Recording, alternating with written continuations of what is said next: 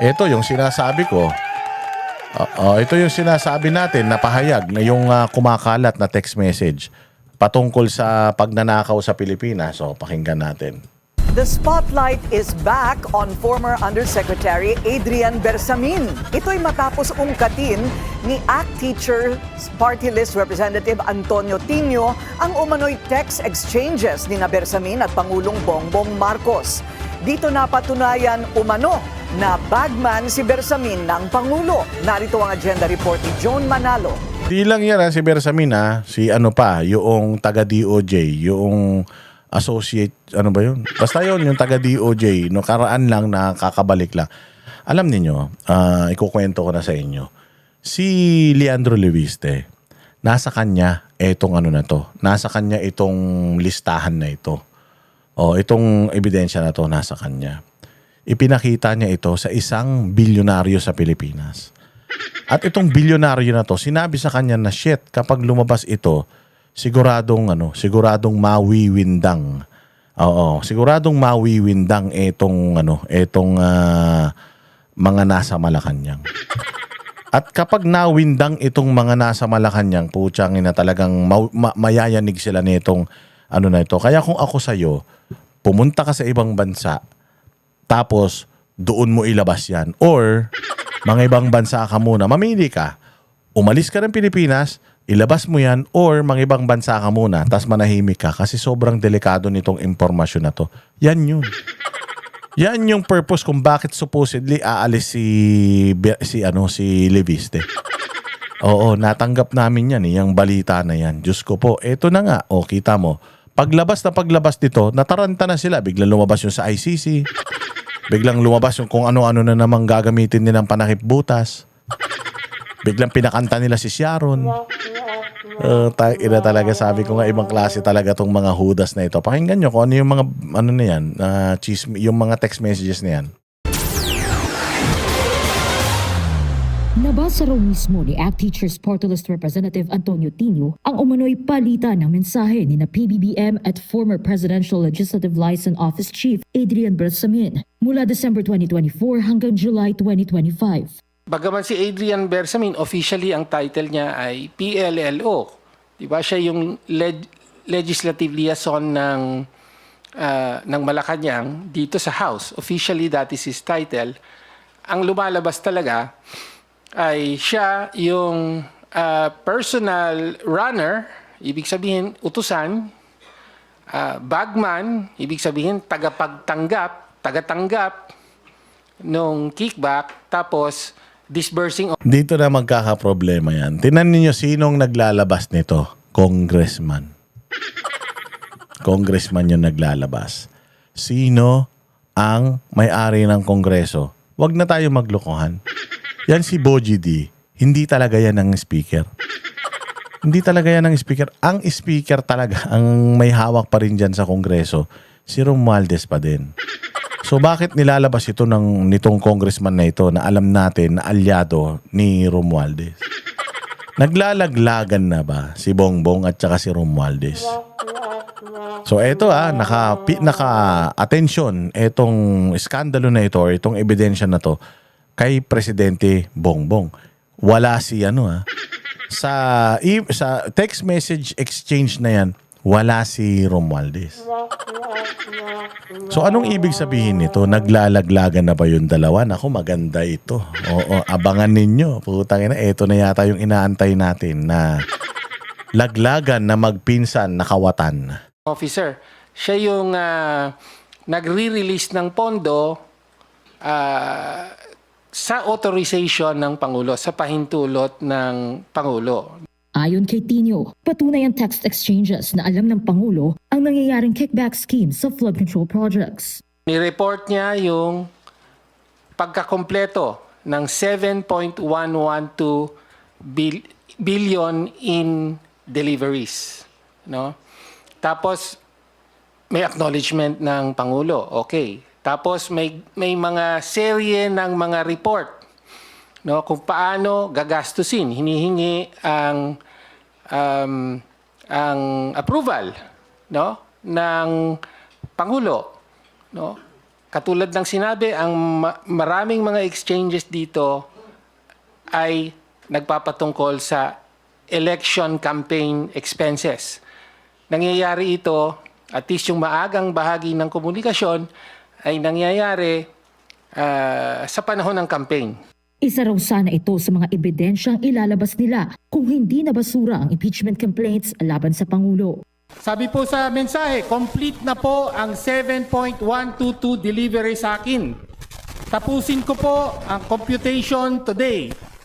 Kalakip nito rin ang detalyadong computation ng mga pinaggastusan ng 8 billion na kickback. Uy, balita ko napunta kay Andrew E. yung ilan sa mga kickback na yan. Sabi ko nga tangina malala talaga, no? Sobrang lala talaga ng korupsyon. Pati yung mga artista damay. Kaya nga ako, mag-ingat kayo dyan. Kala Boss Toyo, kanila rin doon, yung mga tumitira kay Inday Sara, putang ina yung mga ninakaw na pera ng taong bayan, binabayad sa mga yan. Di umano di umano.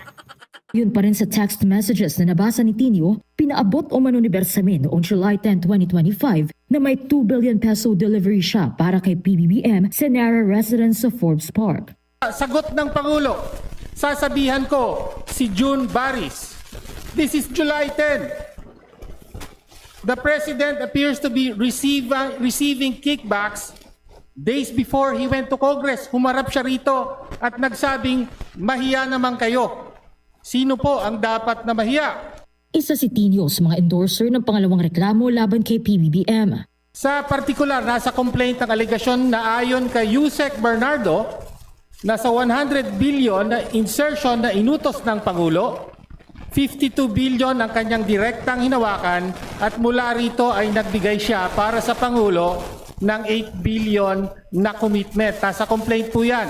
Bukod kay Tinio, may hawak din umanong kopya ng nasabing mga mensahe si Batangas 1st District Representative Leandro Leviste at Caloocan 2nd District Representative Edgar Erice. Papaimbestigahan na ito ni Tinio at Erice. Matatanda ang iniugnay ni former House Appropriations Chair. So ibig sabihin, etong mga sinasabi ni Zaldico, ni Guteza, ano talaga, may katotohanan talaga. Kasi sila ang unang naglabas ng mga pangalan na yan Yung Bersamin, yung Pangandaman, yung ganito, yung ganyan. Sila yung unang-una, tapos meron pang text exchanges. Putik yan. Check nyo yung mga numbers na yan. Burner ba yan? Mga phones na yan? Or yung mga numbers ba na yan? Working pa yan? Kasi meron tayong di ba? Yung SIM card registration. Doon mo malalaman kung kanino registered yung mga numero na yan. Hindi ba ito yung dapat na sinasagot ni Claire Castro, hindi yung kung ano-anong kaipalan, kagunggungan yung mga pinagsasasabi niya? Walang Diyo. Zaldico si Bersamin sa kickback schemes dahil sinabi umano mismo ni Bersamin sa kanya na utos ng Pangulo ang 100 billion peso insertions sa 2025 national budget. Ang ombudsman naman, matagal na raw minamata si Bersamin dahil sa mga isyong kinahaharap nito, kabilang na ang money laundering. Dati pa yan, Sir Darko yan.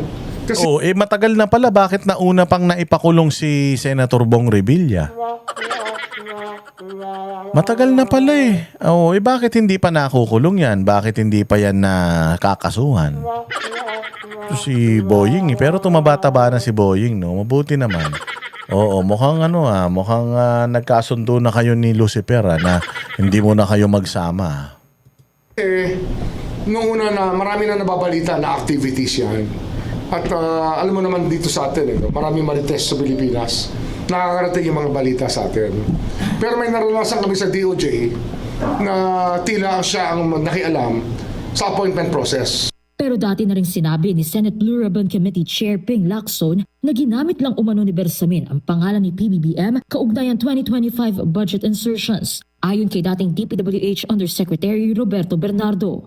Napag-alaman ko from Undersecretary Bernardo na may mga tao sa Malacanang, not the President, not authorized by the President, who misrepresented him.